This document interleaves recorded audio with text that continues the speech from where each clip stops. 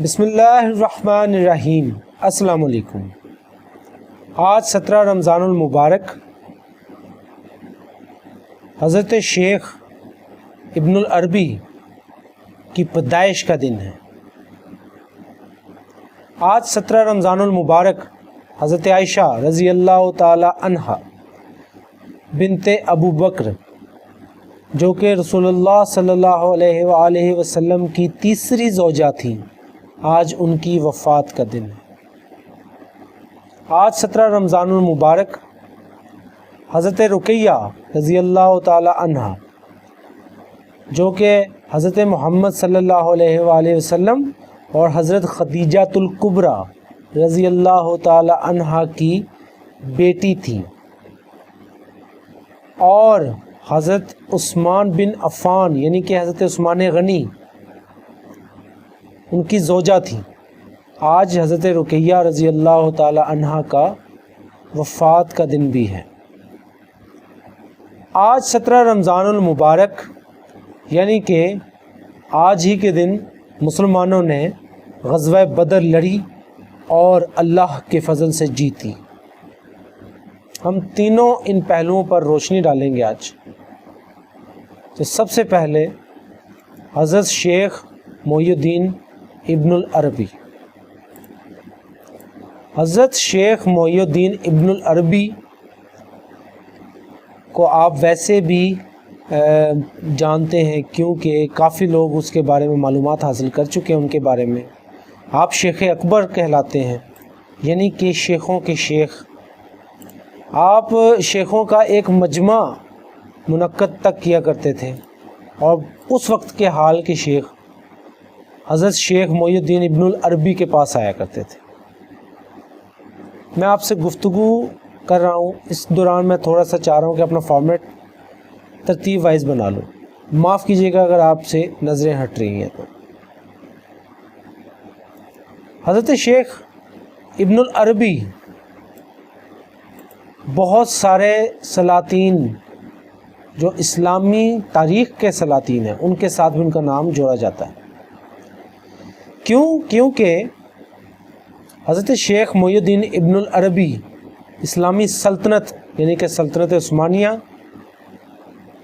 کو قائم کروانے میں ان کا بہت کلیدی کردار تھا، اور آپ ہی کی وجہ سے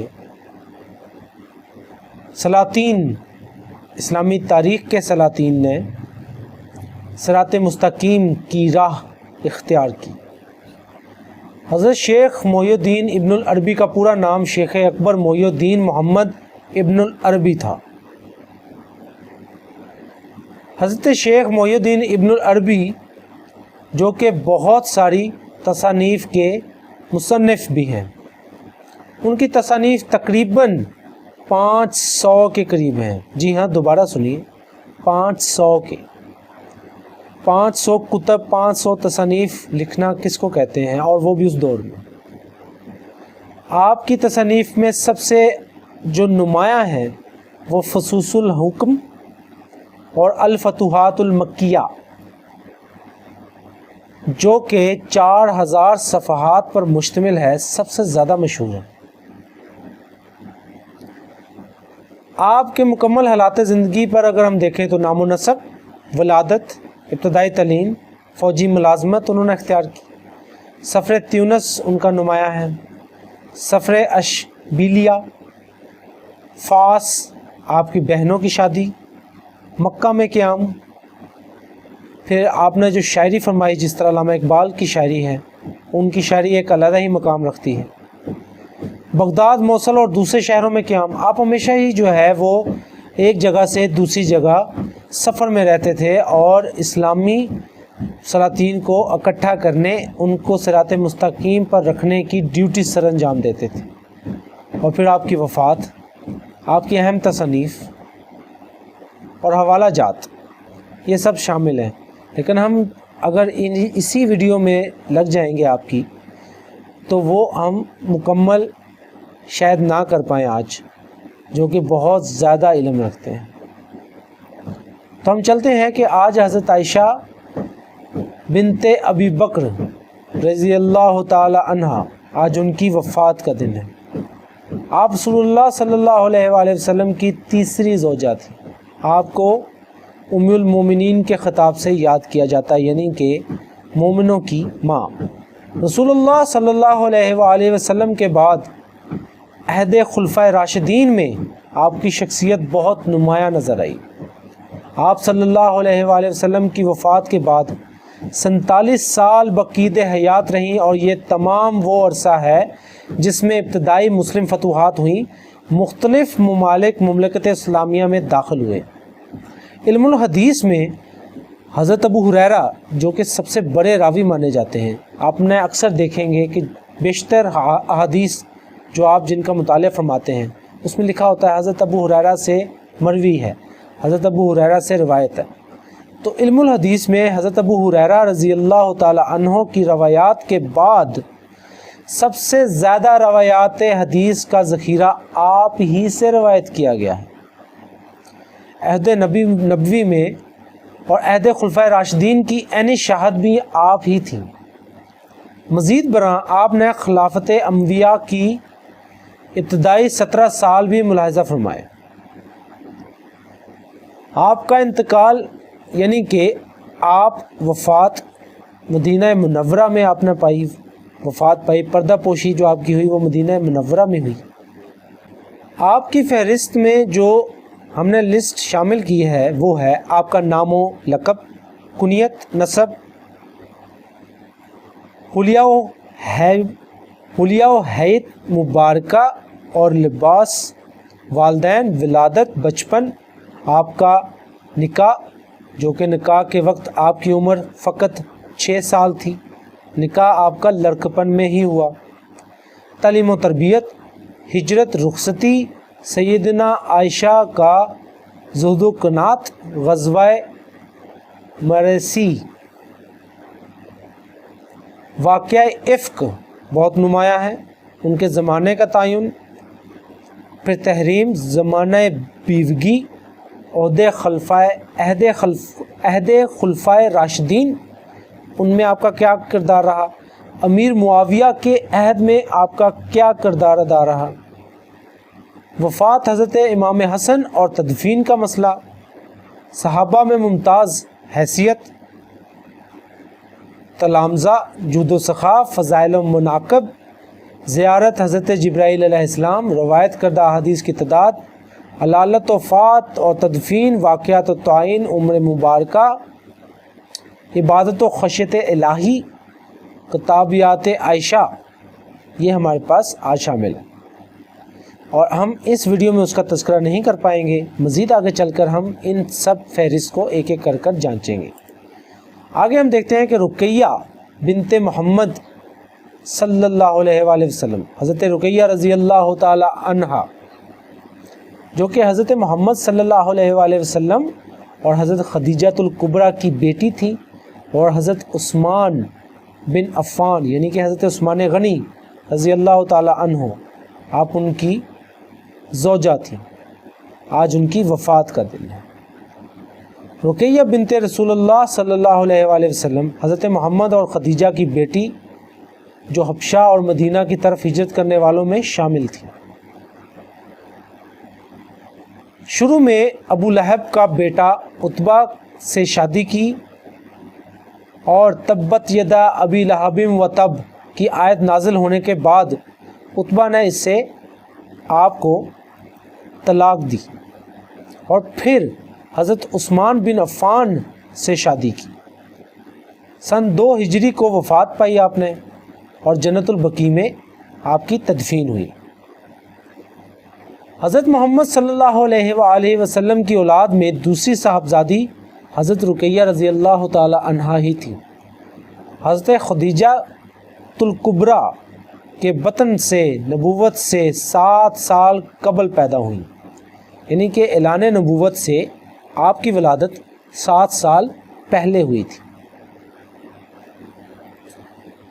بعض شیعہ محققین جیسے سید جعفر مرتضیٰ عاملی کا کہنا ہے کہ رقیہ رسول اللہ صلی اللہ علیہ وآلہ وسلم اور خدیجہ رضی اللہ تعالی عنہا کی نعوذ باللہ اولاد نہیں تھی، یہ ان کا ماننا ہے اہل تشیع میں، بلکہ وہ حضرت خدیجہ رضی اللہ تعالی عنہ کی بہن حالہ کی بیٹی تھی۔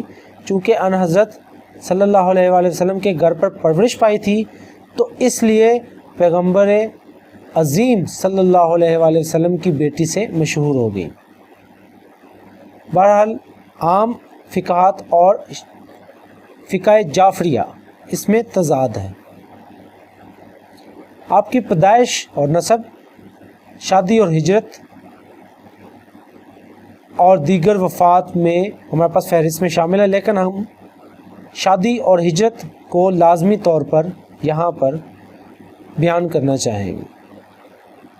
حضرت رقیہ رضی اللہ تعالی عنہ نے عتبہ بن ابی لہب سے شادی کی، لیکن تبت یدا ابی لہب و تب نازل ہونے کے بعد، یعنی کہ سورہ لہب نازل ہونے کے بعد حضرت رقیہ نے، عتبہ نے اپنے باپ کے حکم سے رقیہ کو طلاق دے دی، یعنی کہ آپ نے ان سے طلاق دی۔ اس کے بعد پھر حضرت عثمان غنی، حضرت عثمان بن عفان سے شادی کی، نکاح کیا اور ان کے ساتھ حبشہ کو ہجرت کی۔ اور حضرت صلی اللہ علیہ وآلہ وسلم کی مکہ سے مدینہ کی طرف ہجرت کے وقت وہ بھی حبشہ سے مدینہ آئی۔ تاریخ اسلام کی کتابوں میں رقیہ اور حضرت عثمان غنی سے عبداللہ نامی ایک بیٹے کا ذکر ہوتا ہے جو بچپن میں ہی وفات پا گئے۔ جب خدیجہ نے، حضرت خدیجہ الکبریٰ رضی اللہ تعالی عنہا نے پیغمبر اسلام صلی اللہ علیہ وآلہ وسلم پر ایمان لے آئی تو رقیہ رضی اللہ تعالی عنہا بھی مسلمان ہوئی، یعنی کہ آپ پہلے ایمان نہ لائی تھیں۔ حضرت خدیجہ الکبریٰ کے ایمان لانے کے بعد حضرت رقیہ رضی اللہ تعالی عنہا ایمان لائی، اور جب خواتین نے ان حضرت صلی اللہ علیہ وآلہ وسلم کی بیعت کی تو حضرت رقیہ رضی اللہ تعالی عنہا نے بھی ان کے ساتھ ہی بیعت کی۔ رسول اللہ صلی اللہ علیہ وآلہ وسلم کی نبوت سے قبل ابو لہب کے بیٹے عتبہ سے رقیہ رضی اللہ تعالی عنہ کا نکاح ہوا، لیکن رخصتی سے قبل ہی طلاق ہوئی۔ یہ بہت ضروری بات تھی جو آپ کو بتانا مقصود تھی کہ ابو لہب کے بیٹے عتبہ سے آپ کا نکاح ضرور ہوا لیکن رخصتی نہ ہوئی، اور رخصتی سے قبل ہی آپ کی طلاق واقع ہوئی، جس کے لیے ایک روایت ہے کہ اسلام مخالفت کی بنا پر ہوئی، اور ایک روایت کے مطابق عتبہ نے اپنے والدین کے اظہار ناراضگی پر طلاق دی۔ اور حضرت صلی اللہ علیہ وآلہ وسلم نبوت کے منصب پر فائز ہوئے تو رقیہ رضی اللہ تعالی عنہ نے اسلام قبول کر لیا۔ حضرت عثمان غنی نے بھی ابتدائی سالوں میں اسلام قبول کیا تھا۔ ان کے اسلام لانے کے بعد حضرت رقیہ رضی اللہ تعالی عنہ کا نکاح حضرت عثمان غنی رضی اللہ تعالی عنہ سے قرار پایا۔ نبوت کے 5ویں سال پہلے ہجرت حبشہ میں حضرت رقیہ اور حضرت عثمان بھی شامل تھے۔ حبشہ میں ایک عرصے تک رہنے کے بعد دونوں مکہ گئے، لیکن تھوڑے دن بعد ہی مدینہ منورہ چلے گئے۔ حضرت رقیہ سے ایک صاحبزادے عبداللہ، حضرت عبداللہ پیدا ہوئے، لیکن کم عمری میں ہی ان کا انتقال ہو گیا۔ اس کے بعد کوئی اولاد نہ ہوئی۔ 2 ہجری میں غزوہ بدر کے موقع پر حضرت رقیہ بیمار تھی۔ ان کی اعتماد داری کی خاطر حضرت عثمان غزوہ میں شریک نہ ہو سکے اور اسی سال آپ کا انتقال ہو گیا۔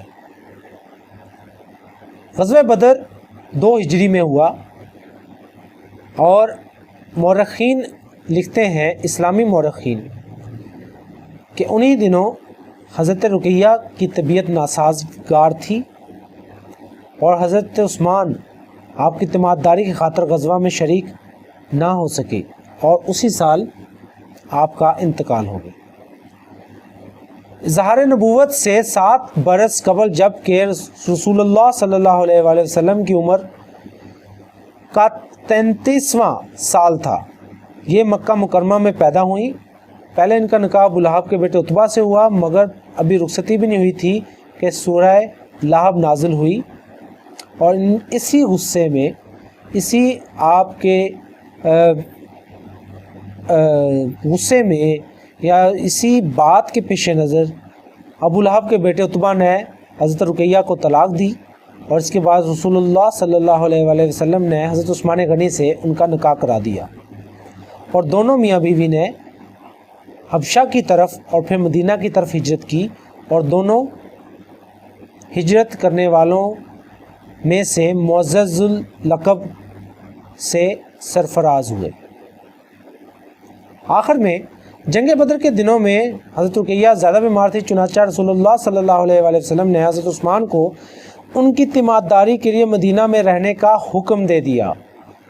یہ بھی آپ کو بتانا بہت مقصود تھا کہ آپ نے غزوہ بدر میں شمولیت نہ کرنے کا جو فیصلہ کیا تھا وہ اپنے بلبوتے پر نہیں بلکہ پیغمبر اسلام صلی اللہ علیہ وآلہ وسلم کے حکم پر کیا، اور جنگ بدر میں جانے سے آپ کو روک دیا گیا۔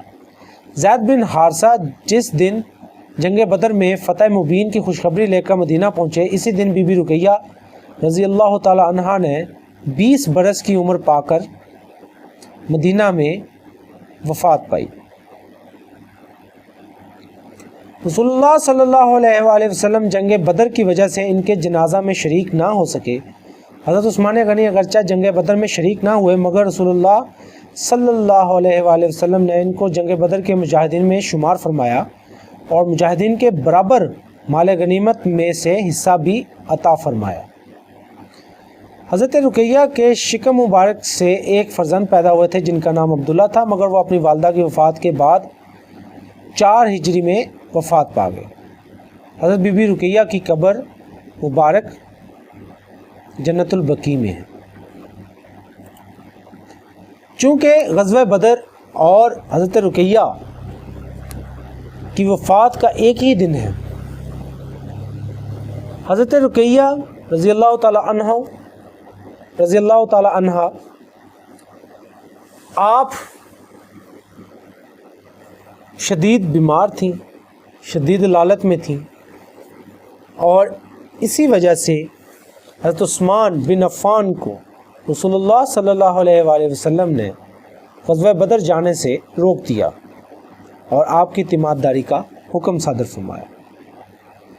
غزوہ بدر 17 رمضان 2 ہجری یعنی کہ انگریزی تاریخ کے مطابق 13 مارچ سن 624 عیسوی کو آپ صلی اللہ علیہ وآلہ وسلم کی قیادت میں مسلمانوں اور ابو جہل کی قیادت میں مکہ کے قبیلہ قریش اور دیگر عربوں کے درمیان میں مدینہ میں جنوب مغرب میں بدر نامی مقام پر ہوا۔ اسی بدر نامی مقام کی وجہ سے اس غزوہ کو غزوہ بدر کہتے ہیں۔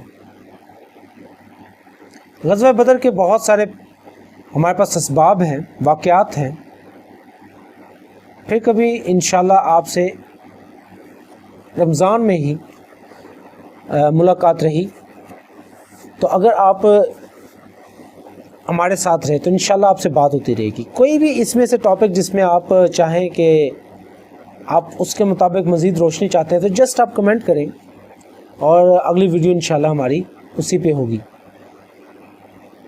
اللہ تعالی ہمیں صحیح طور پر اسلام سیکھنے کی توفیق عطا فرمائے۔